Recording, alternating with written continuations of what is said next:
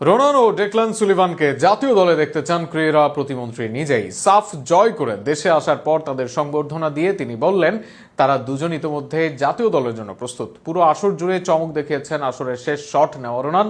অন্যদিকে যতটুকু সুযোগ পেয়েছেন তাতেই জাত চিনিয়েছেন তার ভাই ডেকলান। প্রতিমন্ত্রীর বক্তব্য নিয়ে আরও থাকছে প্রতিবেদনে। সাফ অনূর্ধ্ব 20 চ্যাম্পিয়নশিপ জয়ের গৌরব নিয়ে শনিবার সন্ধ্যা 7টার দিকে ঢাকায় হযরত শাহজালাল আন্তর্জাতিক বিমানবন্দরে পৌঁছায় বাংলাদেশ অনূর্ধ্ব 20 ফুটবল দল। বিমানবন্দরে তাদের উষ্ণ অভ্যর্থনা জানান যুব ও ক্রীড়া প্রতিমন্ত্রী আমিনুল হক, যিনি দলের সাফল্যে সন্তোষ প্রকাশ করেন এবং ভবিষ্যৎ নিয়েও আশাবাদ ব্যক্ত করেছেন। সাংবাদিকদের সঙ্গে আলাপকালে প্রতিমন্ত্রী বিশেষভাবে দুই তরুণ ফুটবলার রেনান সুলিভান এবং ডেকলান সুলিভানের প্রশংসা করেন। তিনি জানান, জাতীয় দলে খেলার জন্য এই দুই ফুটবলার ইতিমধ্যেই প্রস্তুত। পুরো আসরে রেনান সুলিভান দুর্দান্ত পারফরমেন্স দেখিয়েছেন, যা তাকে দলের অন্যতম নির্ভরযোগ্য খেলোয়াড়ে পরিণত করেছে।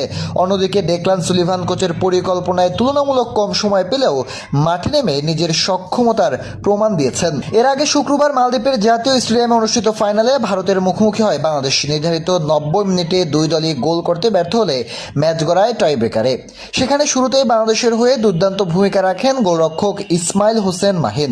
ভারতের ঋষি সিং এর প্রথম শটটি অসাধারণ দক্ষতায় প্রতিহত করে তিনি প্রতিপক্ষের উপরে চাপ তৈরি করেন।